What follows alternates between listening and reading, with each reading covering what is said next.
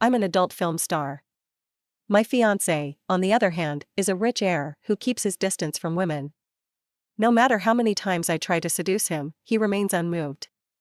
That is, until the night he made an exception for his secretary. I took off the ring and calmly said, "Call off the engagement, Alger." The man who was always so composed suddenly had tears welling up in his eyes. After finishing a night shoot, I returned home to find the light still on in Alger's study. I slipped off my high heels, tiptoeing carefully as I passed by. Suddenly, I heard the sound of the doorknob turning, followed by his low, questioning voice. "Have you thought it through?" He was referring to me leaving the entertainment industry and becoming a full-time wife. I froze in my tracks and turned to look at him. Alger is famous in this city for being a cold, indifferent heir. His eyes always carry an icy, emotionless gaze. Even towards me, his fiancée, he showed no exception. I felt a sharp sting in my chest, took a deep breath, and hesitated for a long time before speaking. "I don't want to give up the career I've fought for over the years." Before I could finish, I was interrupted by his mocking laughter. "Being an adult film star is your career?" Alger's eyes scanned my chest and thighs, with a hint of derision in his gaze. I fell silent. After a long pause, he spat out his final words, slammed the door, and stormed into the guest room. "Either you quit, or we break up. Your choice." This was the 10th argument since we got engaged. Like the previous 9, he demanded that I leave the industry, but I refused. We grew up together as childhood sweethearts, living in the same neighborhood. Alger was always exceptionally kind to me. The clean-cut boy in a white shirt would hold me up when I stumbled. "Maxine, be careful." He would step in whenever I was bullied. Even when he was beaten bloody, he would comfort me. "It doesn't hurt. It just looks bad." I can't remember exactly when I started liking him. All I remember is that summer when I was 17. He slipped a ruby ring onto my ring finger, his smile pure and bright.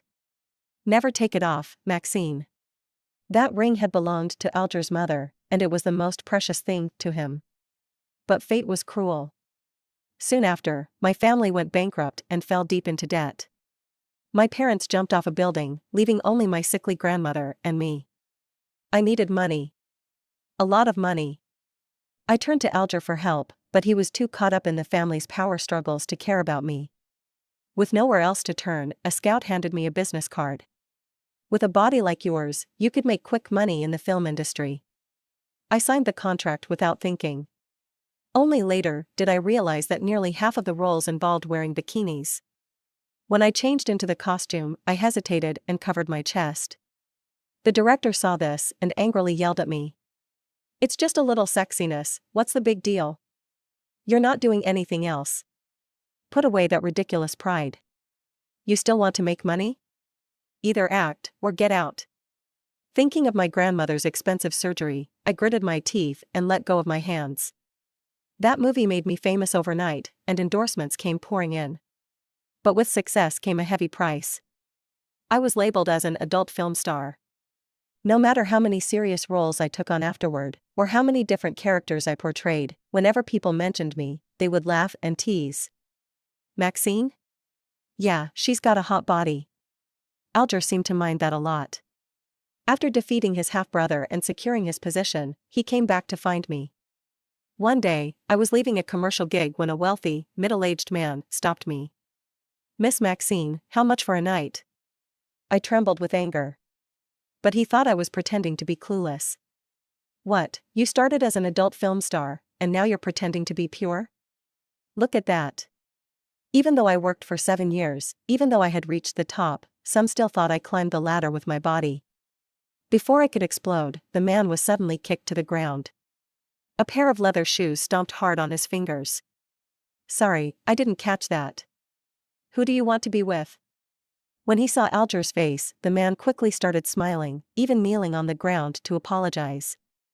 After the commotion ended, Alger, with a cold face, yanked me into his arms. His hot breath brushed against my ear. "After all these years, is this how you've been ruining yourself?" I lowered my gaze, running my fingers over the ruby ring on my finger, and suddenly laughed out loud. Yes. No one helped me, so I had to rely on myself. Alger stared at me for a long time, his expression softening, and then he hugged me tighter, almost crushing me into his chest. It's my fault for coming too late. The rest of the night flowed naturally. But for some reason, just as we were about to take the final step, Alger pushed me away. His eyes were unreadable. Have you been sullied? In that instant, I froze. A wave of bitterness and disbelief overwhelmed me, and tears fell without warning. When he saw me crying, Alger panicked. He kept apologizing to me. Maxine, I'm sorry. I spoke without thinking. Don't cry. It hurts me to see you like this. Let's get engaged again, okay? You won't have to work so hard anymore. I choked on my words, unable to speak. But what Alger didn't know was that without that role, without those film contracts, my beloved grandmother would never have made it this far, and I could never have paid off the debts by myself. What he despised, my past, had actually saved me from disaster. Pulling myself out of the memories, I knocked on the guest room door, trying for one last effort. Alger sat on the couch, looking up with a determined gleam in his eyes. Have you made up your mind? I sat down across from him, ready to speak candidly, but my phone rang, cutting me off. Alger glanced at the caller ID, then turned his phone face down. The entire process took less than 3 seconds, but I still managed to catch the name in the contact. Nina. Alger's secretary. In my first year in the entertainment industry, he met Nina, a graduate from a prestigious school. She helped him seize power and rise to the top. The two of them had been through a lot together, and their relationship was close. Aren't you going to answer? It might be urgent. I reminded him. Alger frowned and immediately hung up the call. What's urgent? Go on, continue. I took a moment to gather myself, then told him everything that happened during the past 7 years, how I went from an unknown actress to a top star. At first, Alger listened intently, very seriously. But gradually, he began glancing at his phone. Finally, when the phone rang again, he stood up and interrupted me. I've got something to do. You go ahead and sleep, don't wait for me. The door slammed behind him, and that's when I realized how urgent his departure had been. So I didn't hesitate. I immediately got in the car and followed him. When I saw Nina wearing a bikini, hooking Alger's tie, all the blood in my body froze. She mimicked the expression I had in that movie, smiling seductively. Does Maxine know that you despise her for being an adult film star, but still have me dress up as her to please you? Between me and her, who do you prefer? Alger clearly enjoyed this, pulling her into his arms, raising an eyebrow, with a smirk. Of course, it's you, babe. Then why didn't you answer my call? Were you with her? Stop overthinking. Touch her? I think she's dirty. Satisfied with his answer, Nina smiled and kissed him on the lips. The two of them embraced and walked into the villa. I stood there for 2 hours. The cold began to seep through my limbs, slowly creeping into my heart. In the 6 months since we got engaged, Alger had never touched me. Every time things got heated, he would stop, gently kiss my forehead, and go to the bathroom to shower. I tried everything to seduce him, but he remained unmoved. Let's leave this for our wedding night, okay? At that moment, I truly believed him. But just now, he was with Nina. I stumbled back home and sat in the living room all night. When dawn broke, the door at the entrance opened. Alger probably didn't expect me to be waiting for him. When his gaze met mine, he froze for a few seconds before snapping out of it. He furrowed his brow in concern, picked me up in his arms, and carried me to the bedroom. Why aren't you sleeping? I told you, you don't have to wait for me. I smelled a strange sweet fragrance on him and slowly pushed his hands away. I'm not leaving the industry, Alger. The moment the words left my mouth, he seemed to find it absurd. Pick one. If you won't leave the industry, then you'll have to. Leave the industry, or leave the engagement. Alger was sure I loved him too much to walk away. Are you joking, Maxine? I met his disbelieving eyes, my voice quiet but firm. You asked me to choose, and I choose my career. My family went bankrupt, I hit rock bottom, and Alger wasn't by my side. I didn't blame him. I understood that his situation at that time was difficult too. But last night, when he said, touch her, and I'll think she's filthy, it felt like a sharp knife stabbed deep into my heart. It hurt so much, like my insides were being torn apart. The man I had loved for 7 years suddenly seemed like he didn't love me anymore. I closed my eyes wearily, forcing back the tremor in my voice. It's over, Alger. When I finished speaking, I saw the always composed son of the Shin family suddenly tear up. His neck muscles tensed as his breathing quickened. He grabbed my wrist roughly, his voice tight. Do you really like being an escort so much? So much that you'd give up being the wife of a wealthy family? Or is it because I forced you to choose, and that upset you? Before I could answer, he forcibly slid the ruby ring back onto my finger. Stop saying hurtful things. Go get some rest. When you wake up, we'll talk.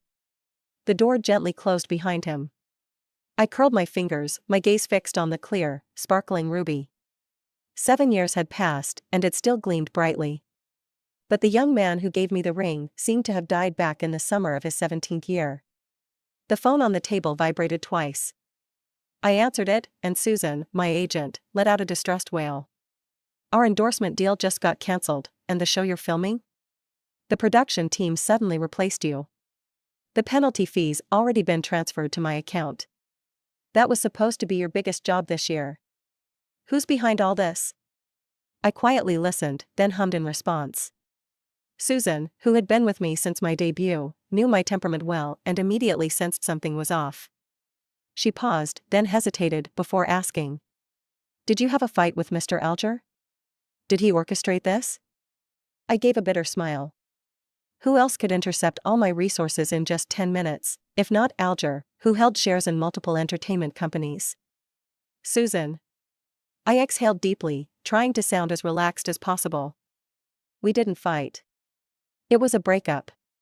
It was an engagement annulment. But clearly, Alger wasn't accepting it. After hanging up, the room fell silent again. From the kitchen just a wall away, there was a faint sound. I opened the bedroom door and stepped into the living room, where I saw a familiar figure standing by the counter. Alger had changed into casual home clothes, tied an apron around his waist, and was patiently simmering fish soup. His sleeves were rolled halfway up, and his bangs hung down, softening his features. You're awake? He noticed me watching him from the corner of his eye, then looked up, a small smile tugging at the corner of his lips. Perfect timing, I made fish soup. Try it, I remember you used to love it. He ladled a bowl of creamy white soup and handed it to me. I didn't take it, letting his fingers, which never touched anything messy, turn bright red from the heat of the porcelain bowl. You stopped my endorsement contract. I asked him directly. Not in a questioning tone, but as a statement. Alger avoided the question, placing the bowl down and waving his right hand in front of me. I burned myself, Maxine. Aren't you going to show some concern? His voice held a trace of a complaint.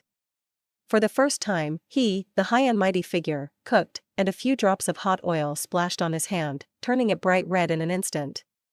He sighed quietly, almost like a dog trying to apologize after upsetting its owner. Seeing as I'm injured, please don't be angry with me, okay?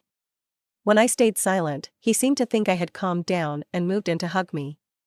I took a step back, meeting his surprised gaze with a steady look. At 26, Alger certainly seemed to love me. His bank account had no spending limits, I could buy a private jet, and he wouldn't bat an eye.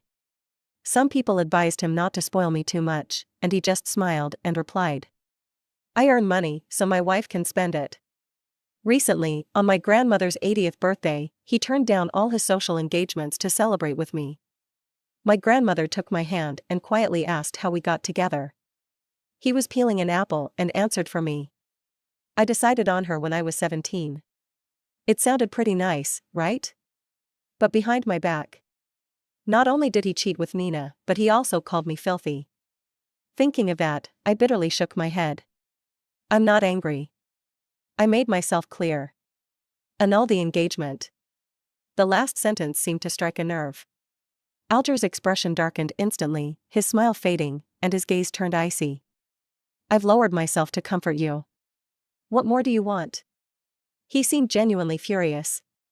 But I remained unmoved, coldly staring at him. Unable to get through to me, Alger softened his tone and gently coaxed. It's all about the industry, right? I blocked your resources because I don't want you to be in the spotlight. If you really don't want to leave the industry, you could work behind the scenes. I don't want my wife to become the topic of other people's conversations. Finally, he said it out loud. Topic of conversation? Because I debuted as an escort? Alger rubbed his temple, not directly answering my question. But I knew what he was thinking. That's not the point. Be good.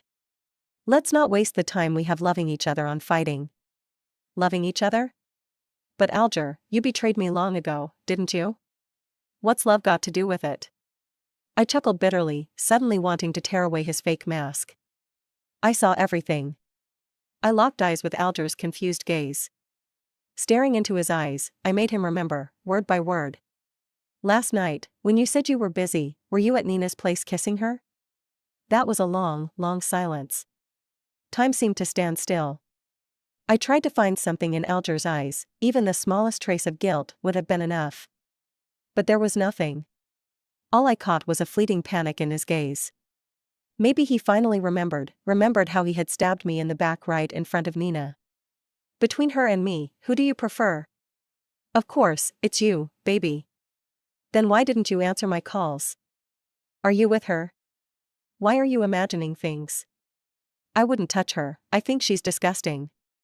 Even after a night had passed, thinking back to this conversation still left me breathless, with a suffocating pain in my chest. Alger's face faded from color inch by inch until it turned ashen. He struggled to call my name. Maxine. Negative emotions came rushing toward me like a tidal wave. My eyes burned, and I fought back tears, refusing to let them fall. I hadn't done anything wrong. I wasn't the one who betrayed. Why should I cry? But the tears came anyway, like pearls falling from a broken string, unstoppable. Alger was the same as always. When he saw me cry, he lost all composure, hastily reaching out to wipe away my tears. I pulled away from his touch. His heart ached at my movement, his lips trembling as he hoarsely explained. Maxine, listen to me. It was just a fling with her, nothing serious. The only person I love is you. Really, I'll send her away right now.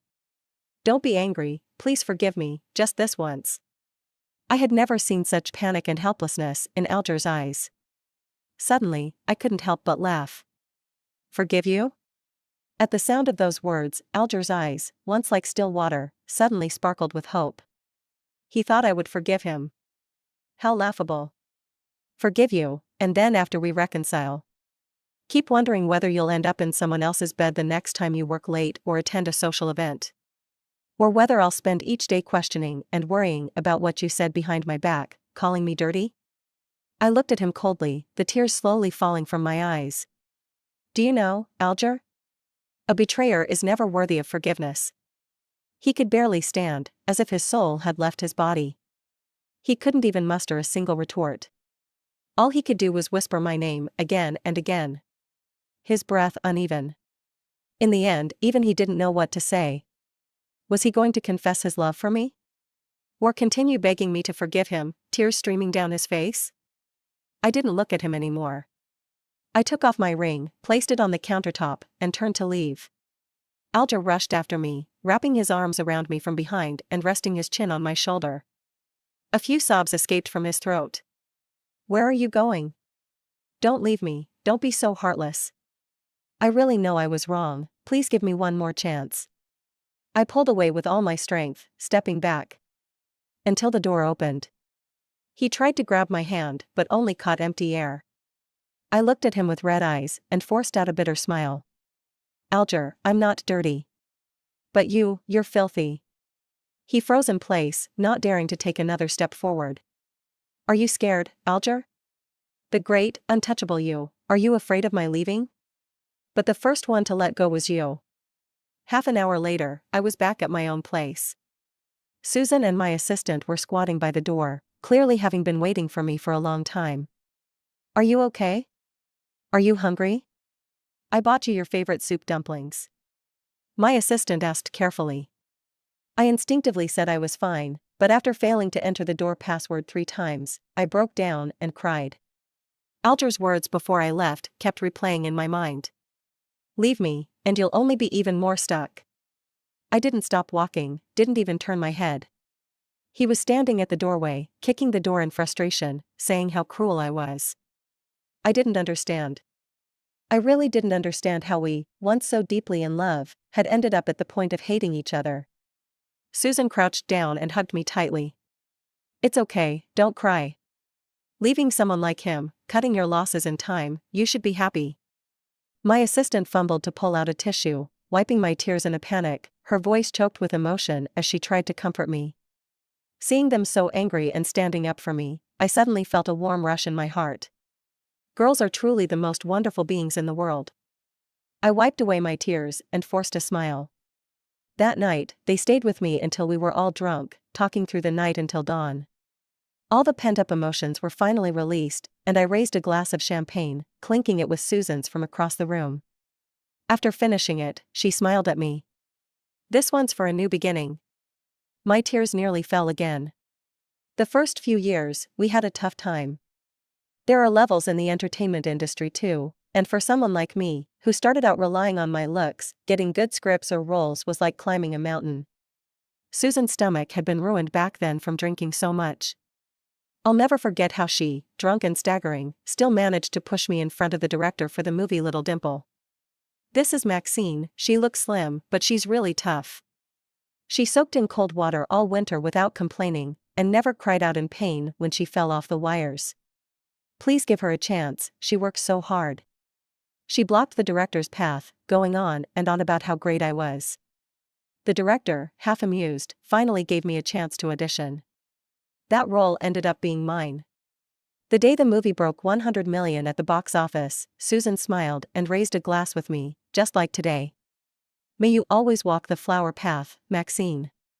But now, because of Alger, it felt like my flower path was coming to an end. So, what's your plan next? Susan asked as she stood by the window, slinging her arm over my shoulder. Are you going to keep working, or take a break? I blinked and shifted my gaze to the window. The night was cool and still, the once bustling city now blanketed in silence. Only a few scattered lights remained, shining on the late-night wanderers, silently guiding them home. After a moment of hesitation, I softly said, Susan, I think I want to go back home and visit Grandma. In March, at my hometown, a spring rain had just fallen.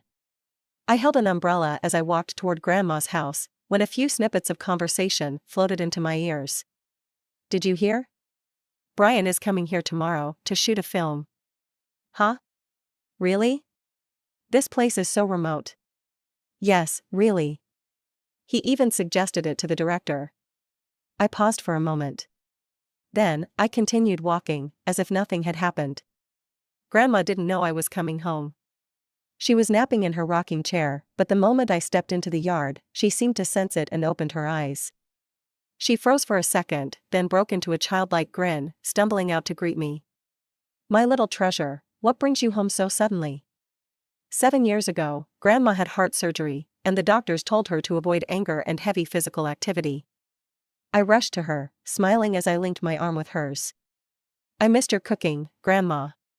She playfully pinched my nose and teased me for being a little glutton, then looked behind me several times. Where's Alger? Didn't he come with you this time? Hearing his name, my throat tightened, and tears welled up in my eyes. I hadn't intended to tell Grandma, but since Mom and Dad passed away, she was my only remaining family. How could I hide this from her? So, I threw myself into her arms, letting the tears fall freely. We've separated. I originally thought she would ask me what happened, or maybe subtly ask for the reason. But she didn't. She just looked at me gently and tucked the stray hair behind my ear.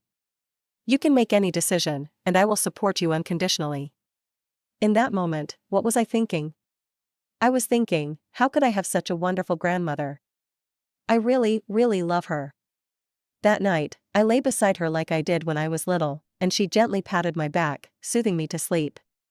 The next morning, the spring rain had just stopped.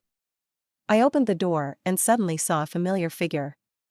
The man stood tall under the white pear tree not far away, his face obscured by the mist, making it hard to read his expression. The wind carried the sweet fragrance of the pear blossoms, drifting softly around the tree. As I approached, he raised his eyebrows at me. I froze for a moment, then took the initiative to greet him. Long time no see. Brian. He didn't say anything, just silently looked at me. It was just like 5 years ago. After finishing the film we worked on together, Brian had confessed to me under the pear tree, only to be rejected, and he remained silent then, too. It wasn't a pleasant situation. Since then, every time Brian and I met at an event, he would always look away first. Thinking of this, I lowered my eyes, feeling a little regretful for greeting him. Seconds passed by. I awkwardly smiled and was about to turn away. Then the sudden sound of my phone vibrating broke the silence between us. Brian. You said you were going out to meet someone. It's been almost 2 hours, why aren't you back? The shoot's about to start. I stopped in my tracks, just about to walk away. Meet someone? Was Brian going to meet me? I was lost in thought when I heard his assistant's murmurs from the phone. But Brian himself didn't seem in a rush at all. Even though he was a head taller than me, he could have easily looked down at me from above. Instead, he slightly bent forward, bringing his gaze level with mine. He spoke slowly, his voice as pleasant as I remembered. It was both captivating and laced with a faint smile. Long time no see, Maxine. Long time no see, but how long exactly? I first met Brian at the audition for Little Pear Dimple. At that time, he had already become a top-tier actor due to a few popular dramas, and was the director's choice for the male lead. As for me, I was an ex-adult film star with a poor reputation, and I wasn't even considered for the role of the female lead. They just asked me to come in for the audition as a formality. As soon as I stood there and hadn't even spoken my first line, the assistant director called out to stop. Miss Maxine, we're looking for a pure, innocent type for the female lead. You are a bit too well endowed in some areas. Not quite suitable, understand?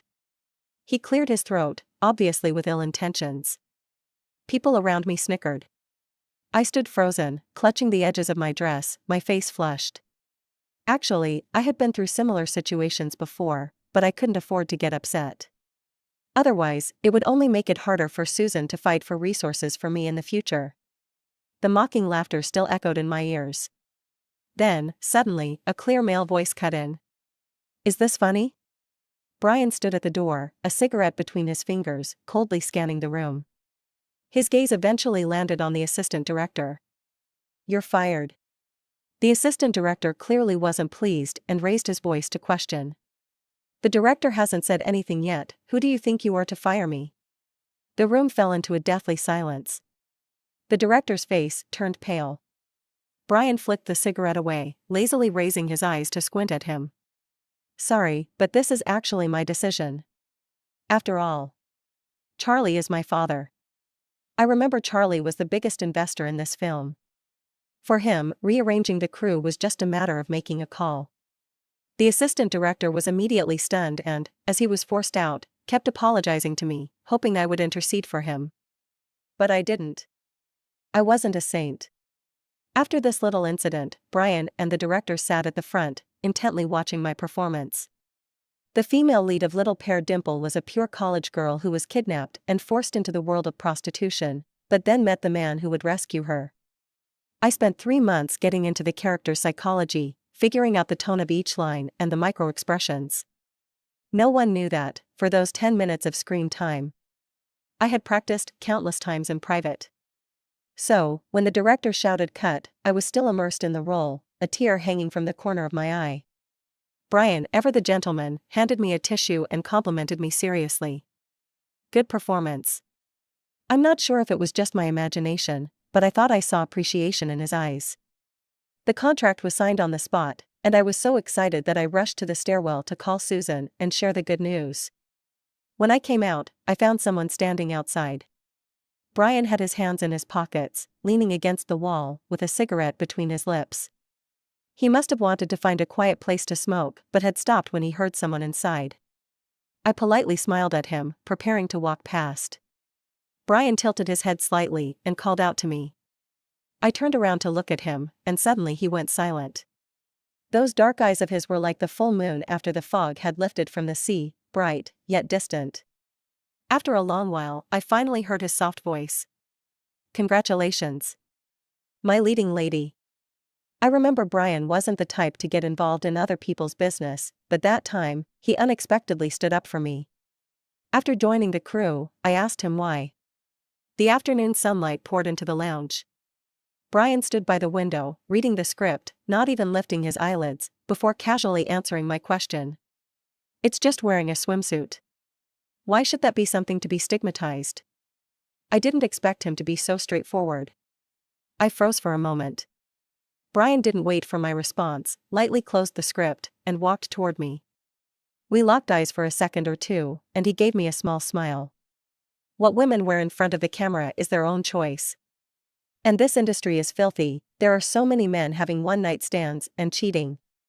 Why isn't anyone criticizing them, but they're so harsh on the women who have made a film? Brian looked at me earnestly and reached out, gently ruffling my hair. If you ever hear those rumors again, stand up for yourself. Don't be afraid, I've got your back. I could hear his voice in the rhythm of my heartbeat, as clear and pure as the shimmering surface of a lake in sunlight. That afternoon, the weather was beautiful. But in front of me, everything seemed clouded. It wasn't until Brian left, and the tears started falling on the script, that I realized. Those few words from him were, for me, a form of salvation. As we neared the end of filming, the media came in for interviews, and the crew arranged for the lead actors to exchange farewell gifts. I prepared a bottle of perfume, Bulgari green tea. It had a pear blossom note before the rainstorm, fresh and clean. Brian took it with a smile, his lips curving into a perfect arc. Thank you, I really like it. The host, trying to liven up the mood, joked. As long as it's from Flora, Eden, do you like it? Flora and Eden were the names of our characters. It was a clever question. Everyone could hear the multiple meanings behind it. I saw Brian's assistant signaling frantically for him to skip this topic. But Brian ignored him, laughed softly, and openly admitted. Of course, because she deserves it. After saying that, he let a delicate necklace slip from his fingers. When he put it on me, the tattoos on his arm were more visible, exposed both to me and the cameras. It was a small 5-petaled pear blossom. My heart skipped a beat. It felt like something was about to burst out. The interview was broadcast live, and by the time the recording was finished, both Brian's and my names had climbed to the top of the trending list. That night, I received a phone call for the first time in a long while. It was Alger's voice. It came unexpectedly, falling into my ears. He seemed drunk, his words slurring. Maxine, will you wait for me just a little longer? Wait for me to inherit the family business, and I'll come find you right away. I beg you, don't be with him. No one loves you more than I do. Back then, I really liked Alger. So, without hesitation, I said. Okay. After that, I avoided Brian for a long time. It wasn't until the last day of filming, after the crew's dinner, when I came out of the restaurant and waited for a car by the pear tree on the roadside, that I saw him. How long do you plan to avoid me? Brian had appeared behind me, I hadn't noticed him approach. The twilight blurred his profile, and the fiery clouds at the horizon slowly colored the tips of his ears red. You can't be blind. I like you. I froze. I thought avoiding him was the answer. But this person, he wouldn't give up, and he took another direct shot. Brian's gaze was so intense, I couldn't look him in the eyes, and I quickly averted my gaze. How did I reject him back then? Oh, I said. Brian, maybe you're still in character. From the moment we started filming, his nickname for me had always been Little Dimple. But Little Dimple was the pet name the male lead used for the female lead in the movie. Was he in love with the female lead, Little Dimple, or with me, Maxine? I couldn't tell, and I didn't want to figure it out. Brian parted his lips, seemingly about to argue, but then noticed the emptiness of my neck, and froze. I took out the necklace from my bag and handed it back to him. The ruby ring he had worn that night immediately made his eyes flash red. That evening, Brian silently stared at me for a long time. Before we parted, he smiled bitterly. Fine. Pretend I was never in character. And then for 5 whole years, we had no contact. The only interaction was when the news of my engagement to Alger went viral. Brian quietly liked the post, then privately sent me a message of congratulations. Be happy, Little Dimple. I replied with 2 words. Thank you. This time, Brian really came to see me on purpose. The female lead of the film he was shooting was a rich girl with no acting skills, and the whole crew was fed up with her. So, he recommended me to the director. I lowered my eyes, hesitant. I was supposed to go shopping with my grandmother today. She had promised to cook my favorite dish for me. Before I could refuse, I caught a glimpse of the old lady carrying a bamboo basket, walking out from the house, smiling gently at me. Go ahead, little darling. I'm old now, and you're busy with work, rarely coming home. Make more movies. That way, when I miss you, I can just turn on the TV and see you, right? A wave of emotion surged in my chest, like a stone thrown into a calm lake, ripples spreading. Come back early. Large petals of pear blossoms fell. The old lady walked slowly out of the yard, waving at me. With no more hesitation, I followed Brian to the set. The audition and costume fitting went smoothly. But what I didn't expect was that, when I was about to sign the contract, someone suddenly burst in, snatching the pen from my hand. Stop messing around, Maxine. Come home with me. It had only been 2 days, but Alger had aged a lot. His eyes were bloodshot, as if concealing some unspoken pain. I smiled faintly, tilting my head to look at him. Mr. Alger, if you don't have Alzheimer's, you should remember we've broken up. Alger froze. Contrasting with him was Nina, who stood behind him. Her face radiated joy, her gaze at me full of smug satisfaction. She probably thought she could finally take my place. But the next moment, Alger shattered her fantasy. You were the one who broke up with me. I didn't agree, Maxine. Really, he was so shameless. Nina's smile froze at the corner of her lips. I clearly saw the flash of jealousy in her eyes. Alger apologized to the director, then grabbed my arm, pulling me out of the room. It seemed like he was afraid I would resist, so he gripped me tightly, causing pain that made me furrow my brow. Let go, you're hurting me. He didn't listen. Until a strong hand landed on his shoulder. Brian stepped forward, standing protectively behind me, his face dark as he glared at Alger. She told you to let go. Are you deaf? Alger blinked in confusion for a moment, his eyes darting between me and Brian. Then, he sneered. What's this, 5 years later, and you still like her? He smirked, adopting the pose of a victor, and mocked. What should I call you, Mr. Brian?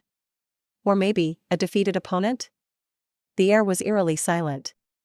My heart trembled. I had no idea what would happen next. Brian's hand, hanging at his side, was clenched into a fist, veins standing out. After what seemed like an eternity, I finally heard his response. His voice was low, but firm. You won, but did you ever cherish her? The answer was clear, crystal clear. Alger pursed his lips and said nothing. He extended his hand toward me, the ruby ring lying in his palm, smiling at me as if trying to please me. Come here. I promise I'll never hurt you again. That smile was too pure. For a moment, I felt dazed. It was as if I saw the 17-year-old Alger smiling at me. Back then his eyes held only me. But I knew very clearly, he had changed. He was no longer my Alger. I trembled slightly, suppressed the turmoil inside me, and smiled calmly at him. I don't need this kind of promise. I've said it before, Alger. I won't forgive you, and I'll never go back. I kept my word. Alger's face turned pale as a sheet, instantly drained of color. I turned away and didn't look at him again, walking away without a second glance. My wrist was grabbed tightly. I turned around. Alger's eyes were red, stubbornly staring at me, his lips curling into a mocking smile. A stack of photos rained down on me. They fell like an unending snowstorm. I stood there, the sound buzzing in my ears, seeing Alger's lips move as if he were saying something. Then, Brian punched him hard, and the two men began struggling, the scene descending into chaos. When all the photos hit the ground, I trembled and started picking them up. My mind slowly began to clear. The shrill screams of women, the low curses of men, almost pierced my eardrums. I heard Alger shout. What about you, Maxine? How many men did you sleep with to get the role? I cheated just once, and you're still holding it against me.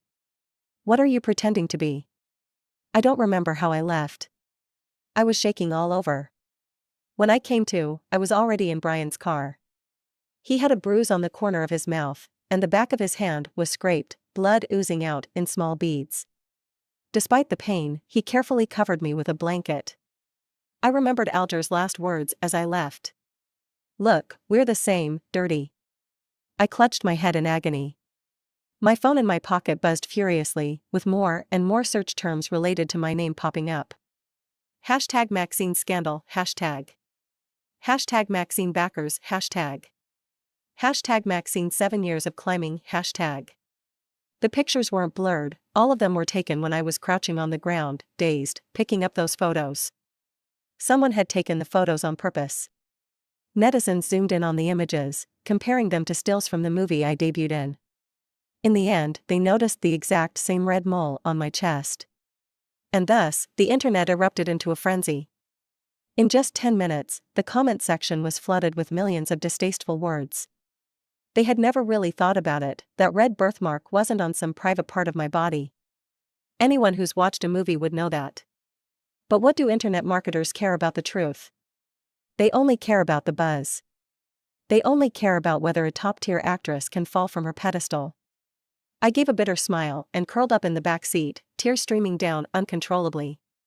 A battered hand from the front seat passed me a tissue. I didn't take it. I grabbed his sleeve and, struggling to speak, parted my lips. "It's not me. The person in the photo isn't me." Brian didn't hesitate for a second. He reached over and held my hand tightly. "I know." The afternoon sunlight slanted across him, and the determination and sincerity in his eyes reminded me so much of 5 years ago. In the break room, Brian had told me word by word. Wearing a bikini wasn't something to be stigmatized. And now, as he gently wiped away my tears with his thumb, he softly comforted me. "I believe in you. Don't cry, okay? Stay strong. I'll go with you to the police." I had saved all the IDs of the people spreading rumors, as well as screenshots and recordings of video views, shares, and likes, and submitted them to the police. They said that after the case was filed, it would take time to investigate and gather evidence. After leaving the police station, I called Susan. She reassured me. "Don't be scared. The company has already blocked the photos and sent lawyers' letters to a few of those troublemaking accounts. For the next few days, I'll be online watching, reporting anyone who dares to spread this." Brian, showing great tact, stepped aside and leaned against the front of the car, quietly watching me. After a while, he seemed to think of something. He took out his phone from his pocket, furrowed his brow, and typed a few words. My phone buzzed. The screen lit up. Brian had shared the statement I posted on my social media 5 minutes ago. A person who never posts updates had made his first post about me. 6 words, brief and to the point. "Stop spreading rumors." He was the first person to speak up for me. Brian's fans, who adored him, were active in controlling the comments under my post, and the public sentiment seemed to be shifting in my favor. But soon, a flood of paid commenters started to invade. It felt as if an invisible hand was orchestrating them, determined to nail me to the pillory. Hashtag heir to the group, Alger, breaks off engagement with Maxine, hashtag. Hashtag Maxine, the discarded heiress, hashtag.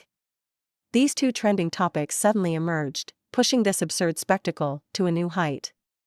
I clicked on the latest interview video. Alger didn't appear, and Nina responded on his behalf. She smiled softly in front of the camera, but when she mentioned my name, her eyes were filled with venom. "Maxine? I don't know her. I vaguely heard that she's quite reckless in her personal life. Alger used to like her a lot, but who would have thought she would betray him?" She flicked her long hair behind her ear, revealing a ruby ring on her ring finger. It looked like a declaration of war, or perhaps a provocation. Suddenly, someone snatched my phone away. I looked up, and Brian's face, reflected in his eyes, was ashen. "Don't look anymore. I'll take you home. Your grandmother is waiting for you." Right, Grandma was waiting for me at home. After all this, it was already nightfall. She must have been anxiously waiting. I rushed to go home, but at the alleyway, I bumped into the neighbor's grandmother. She rushed towards me, and a terrible premonition suddenly rose in my chest. Your grandmother's heart condition flared up. I ran back home like a madwoman, finding Grandma lying stiffly on the floor. The neighbor said that while talking with her, Grandma had seen my news, gotten agitated, and called Alger. Something in the conversation triggered her condition. The ambulance arrived quickly, but the doctors' faces were grim, and I didn't dare ask any questions. I was afraid of hearing something bad. When we reached the hospital, my legs were so weak that I stumbled as I got out of the car, collapsing to my knees. I didn't catch up to Grandma, just watching as they wheeled her into the emergency room. Brian picked me up in his arms and gently set me down in the family waiting area. We had rushed out without wearing masks. People were coming and going, holding up their phones, taking pictures, and it wouldn't be long before it hit the trending charts. But I had no energy to care about them. Cold sweat soaked my back, and my mind was consumed by one thought. I just wanted Grandma to survive. As long as she was safe, I would trade anything. I buried my face in my arm, staying perfectly still in that position. Until someone sat beside me. When I looked up, I saw that the crowd of onlookers had been asked to leave. I hesitated and whispered, "Brian, I'm so scared." His warm, dry hand covered mine, but I could clearly feel him trembling too. His voice, lighter than air, responded, "I'm here. Don't be afraid." I lowered my head even further, muttering to myself, "It's all my fault. I should have gone back earlier. I should have realized Grandma would confront Alger. She loves me so much. Seeing that news, she must have been so angry. Wait, Alger. What exactly did he say to Grandma?" I fumbled to pull out my phone, but before I could dial, a hoarse male voice called from the end of the hallway.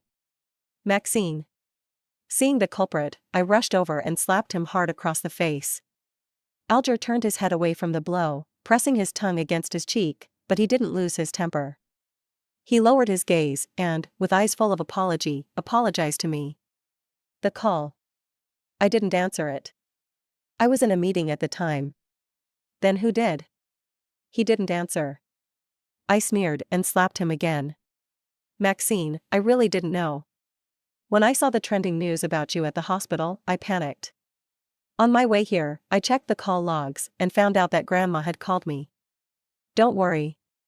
Grandma will be okay." He tried to hug me, but I pushed him away. I took a few steps back, leaning against the wall, and suddenly my phone vibrated wildly, several times in quick succession. I saw a flurry of white message bubbles from Nina. She asked me if Alger had come to see me. When I didn't reply, she frantically begged me to stay away from him. She said she'd spent 7 years with him, watching him go from having nothing to being in control of everything. She was the one who deserved to be his wife. She said that, actually, I was the third party because when Alger first met her, they had an affair. Even though he was drunk, he was still calling my name.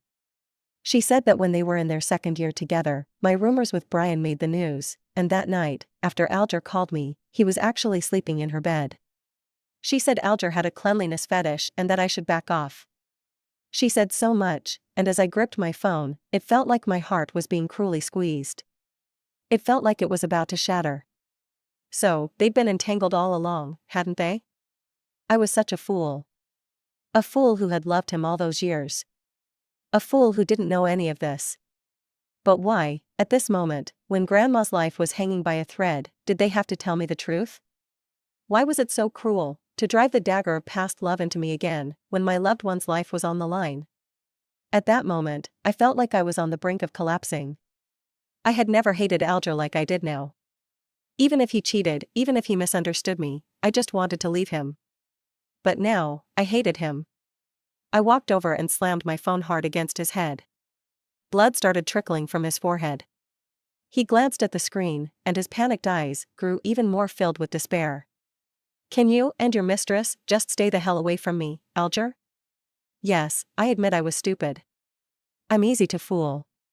Your I love you made me fall for you, willingly, for 7 years. But I don't love you anymore. I don't want you anymore." I grabbed his collar, hysterical. "So, please, just get out of my life, okay?" Alger let me vent, his face full of sorrow, but he said nothing.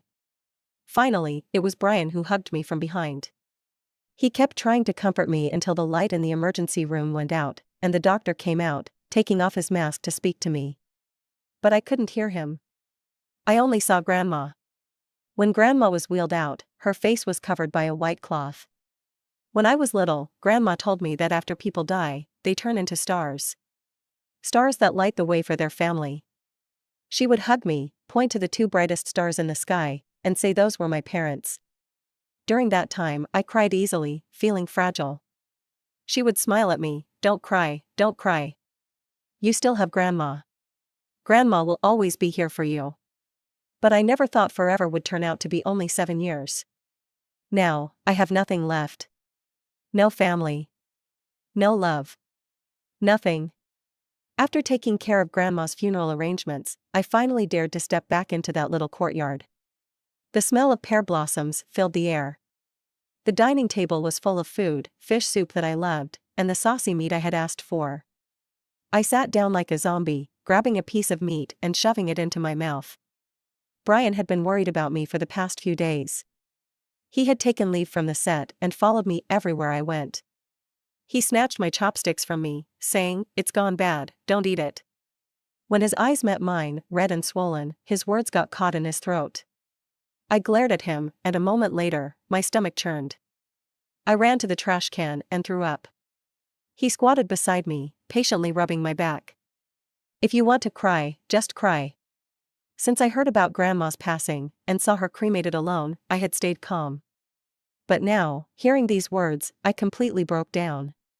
That day, I almost lost control. I clung to Brian's arm, my tears and snot staining his shirt. When I grew tired of crying, I collapsed into his arms. His hands gently supported my waist, and he laid me down on the bed.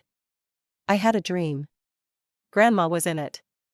She smiled at me and said she would protect me. Sure enough, when I woke up, the police had issued an official statement.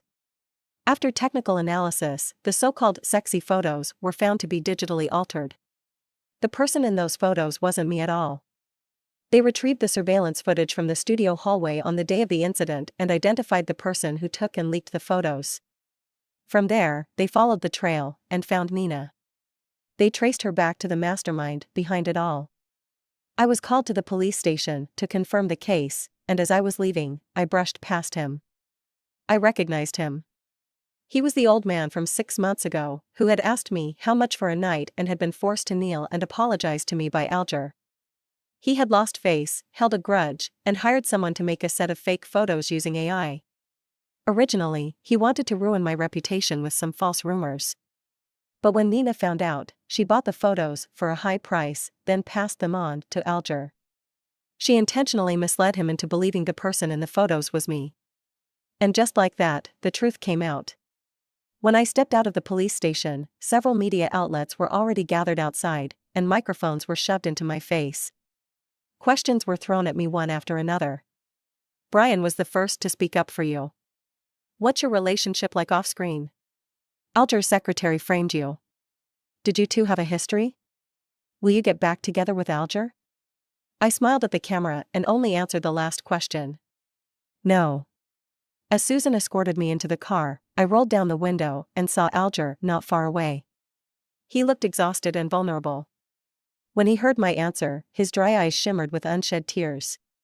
It seemed like he had something to say, but in the end, he kept quiet. The car started.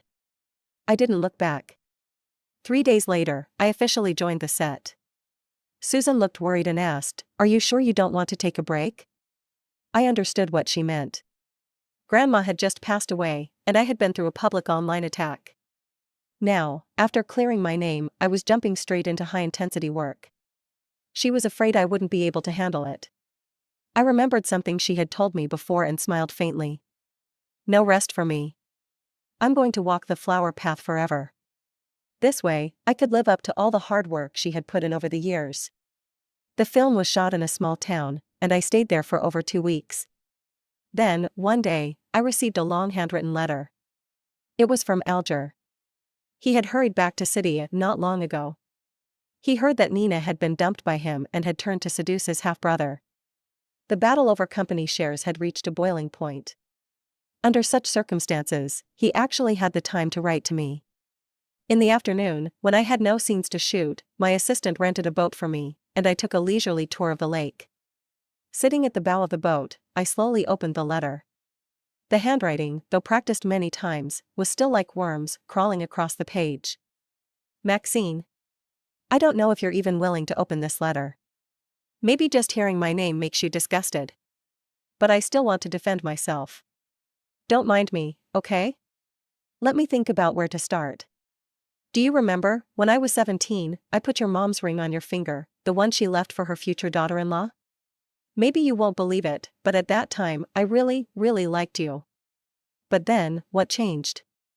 When your family went bankrupt, that woman came back to the country with her illegitimate son, fighting me for the family inheritance. My dad was biased and wanted to transfer shares to them, but I couldn't accept it. They had nothing to do with where we are today. They didn't deserve a cent. After you entered the entertainment industry, I met Nina. She's really capable. She helped me quickly win the board's support. After kicking the illegitimate son out of the company, I took Nina out to celebrate, and I got drunk. That's when I mistook her for you. Maxine, you don't know, I think about you every day. I think about you until I almost go crazy. Especially when I saw you trending with rumors about other men, I drank myself into a stupor. I really wanted to take you back right away, but I couldn't. My shares were nothing compared to my father's. With a snap of his fingers, he could throw us out of City A. I waited for 5 years until I heard he was seriously ill. Once I took control, I rushed back to find you. I should have been happy, but on the way here, I overheard a few men discussing your body. In that moment, I just lost it. Once the seed of doubt is planted, it grows into something bigger. So when Nina showed me those photos, I immediately believed they were real. Forcing you out of the industry was just so I could keep you at home, to protect you. But fate always plays tricks. You found out about my betrayal. In those 2 days you were gone, I searched everywhere for you. I couldn't find you, and my heart shattered. I brought those photos to you because I wanted to talk to you properly. I thought, since I betrayed you, you must have betrayed me too. We could clear the air, forget it, and be together again. But it seems like you don't want me anymore. I didn't expect anyone to have secretly taken those photos, or to leak them. The company's stock plummeted, and the board forced me to choose between you and the shares. I'm sorry, Maxine. The 26-year-old Alger is really an asshole. But could you give me one more chance? I really know I was wrong. After I got back to City A, I retrieved Nina's and Grandma's phone calls, and handed them to the police. But Nina insists she didn't know Grandma had a heart condition. The police can't do anything for now. But don't worry, I will avenge Grandma. I know you hate me, but I still love you. Just like I did when I was 17. I love you passionately. The sunlight in March was bright and warm. I thought for a moment, then decided to call Alger. He picked up almost immediately, his voice flat. But I could still hear the surprise he was trying hard to suppress. Did you really love me, Alger? Without hesitation, he answered. Of course, Maxine. I've always loved you. I smiled slightly and asked, in return. Okay. You say you love me, but why, when you received those photos, didn't you ask me about them right away? Why did you believe them so easily? Loving someone isn't like that. You don't just judge them without even giving them a chance to explain. Alger was silent. I continued. To love me, but betray me, to love me, but not trust me. This kind of short-lived and insincere love, I'd rather not have. The other end was quiet, only the sound of breathing remained. I wasn't sentimental, and I hung up the phone directly. Maybe this was the last time we'd ever contact each other. 3 months later, the wrap party for the new film was held. I sat at the table, my assistant sitting next to me, idly scrolling through her phone. Suddenly, I heard a low exclamation. My elbow was lightly poked. Mr. Alger hit someone with his car.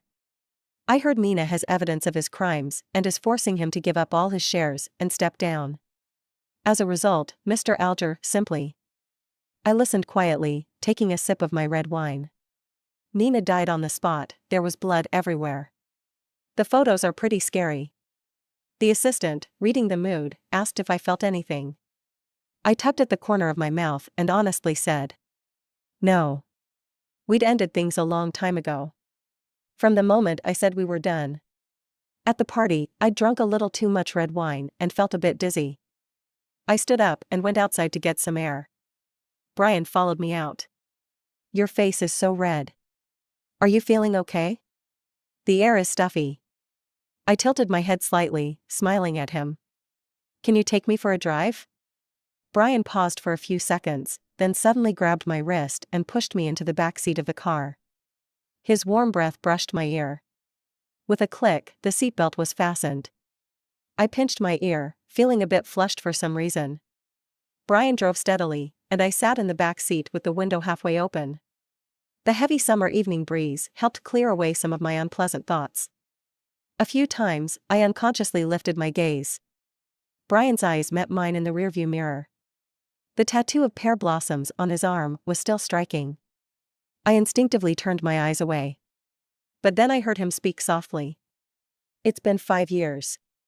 We've worked on 2 films together. I've long since fallen out of character. I closed my eyes, listening to the sound of the necklace dangling inside the car. A sudden sharp break. The fresh, clean scent of pear blossoms drew near. Can you open your eyes and look at me? My leading lady. End of the story.